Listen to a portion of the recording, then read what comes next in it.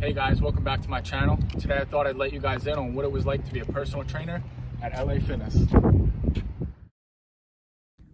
So we're back at my house. I figured I'd start off the video with pay. How much do you get paid for being a personal trainer at LA Fitness? I'm sure that's what everybody wants to know.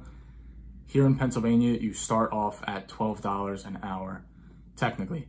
I say technically because you get paid per session at LA Fitness. So you get paid $6 per 30-minute session, and all sessions are 30 minutes. So as long as you have back-to-back clients within the hour, you're getting $12 an hour. However, if you have a gap in between clients, so you have somebody for a half hour, you have a half-hour gap, and then you have somebody that following half hour, you're only getting $12 for that full hour and a half. So you need back-to-back clients to really get the most bang for your buck, I guess. Now this is crucial for deciding what gym in your area that you want to work at. Me personally, I have 3 LA Fitnesses all within a 5-mile radius of my house. And I was lucky enough to get hired at the busiest club out of the 3. You definitely want to get hired at a busy club because you have a higher chance of getting back-to-back clients and making that steady $12 an hour to start. If you're at a slower club or like a not so busy club, your clients are going to be way more spread out and you're going to have way less clients throughout the day. So you easily make more money at a busier club. Now you can get raises when you work at LA Fitness. So the way that the raises work, as long as you're training 80 clients or 80 sessions per pay period for 3 consecutive months, you'll get a 25-cent raise per session. So that means per session you're getting, instead of 6, you're getting $6.25, and your hourly goes up by 50 cents as long as you have back-to-back clients. So you would go from 12 to $12.50. So it's not bad. But again, it comes back. You have to be at a busy club because hitting 80 sessions per pay period is going to be difficult at one of the slower clubs where you don't have that many clients. Now there is one other way to get a raise when you work at LA. You can become a master trainer. So I know the training certification that I went through, they did offer a master class, but because I was in college, I was fine with just being a regular old trainer. The master trainers end up making somewhere around 14 per session. So I mean, it's a pretty hefty raise if you decide that you want to further your education and get that higher certification. So now that we're done talking about pay, I figured we'd talk about your work schedule or your work hours. So at LA, as a trainer, you work trainer hours, is what we usually call them. So you're working around people's 9 to 5. So usually you're working from 8 in the morning till 12 or 1, and then you'll take a break and you'll come back in from about 4 to 9 o'clock.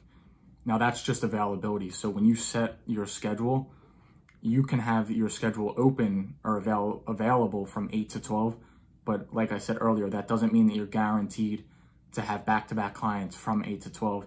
You could have one person at 8 and then your last client is till 11 o'clock and then you just leave at 11.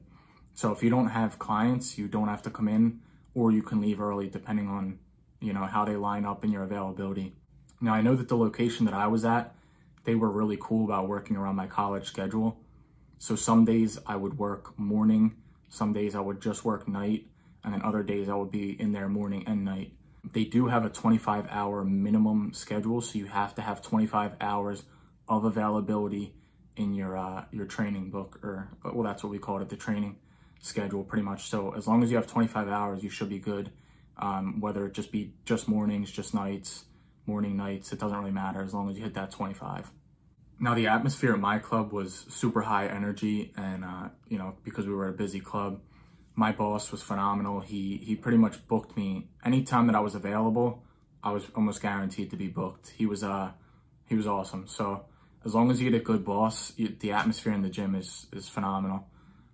Same with my coworkers. I mean, at my club there were 4 regular trainers and 2 master trainers, and I mean, we all got along. We all joked during the day and stuff. If I needed to leave early, one of my buddies would take my client, or vice versa, I would take their client.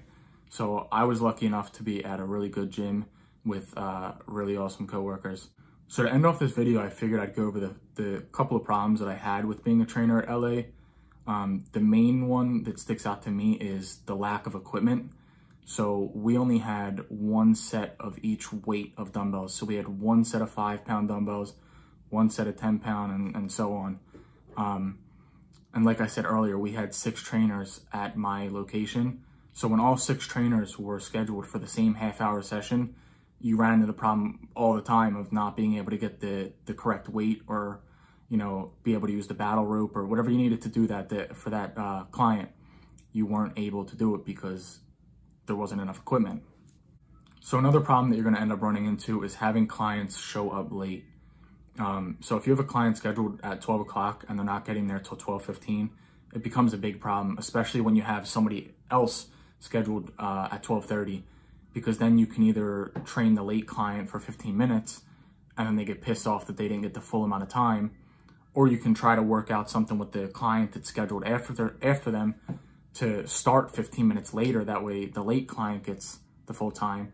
It just becomes a real hassle. So what I can recommend is, as soon as you get with a client, like your first session, make sure that they know that they have to be there on time, and make sure that they know that if they are late, it sucks to suck. Like, you're getting what you get because you showed up late. Like, sorry, but that's just the way that it has to be. Following up with the late clients, another problem is clients that just don't show up. So if you have somebody scheduled for 9 o'clock in the morning, it's your first client of the day, you get up, you get showered, you drive to work, you're there a couple minutes before the session for 9 o'clock, and they just decide that they're not going to show up and they're not going to text you, well, then they end up losing that session, and then that becomes a problem, because then they want to know, oh, well, why did I pay for that? I didn't even get trained. Well, you said that you were going to be here at 9 o'clock. I was here and you weren't. So it's not like you can't just not get paid. Like, if you're showing up at 9 o'clock expecting to train somebody, you got to get paid whether they show up or not. It's just the way that it is. So same thing as before, you got to let them know if they don't show up that they can potentially lose that session. The only time that I let people go is if usually I gave them 3 hours. If they were able to text me 3 hours before their start time saying that they couldn't make it, then I wouldn't, you know, claim the session. I would let them keep it. So like I said, just make sure that they know that they have to be there on time, or let you know that they're not coming. So that's pretty much all I got for you guys today. I really hope you enjoyed the video. If there was a question that I didn't answer, or a topic that I didn't cover that you were hoping for me to cover, feel free to leave a comment. I'll get back to you within 24 hours, guaranteed. But as always, guys, I hope you enjoyed the video, and I will see you next time. Feel like I'm destined. I don't need us with the West.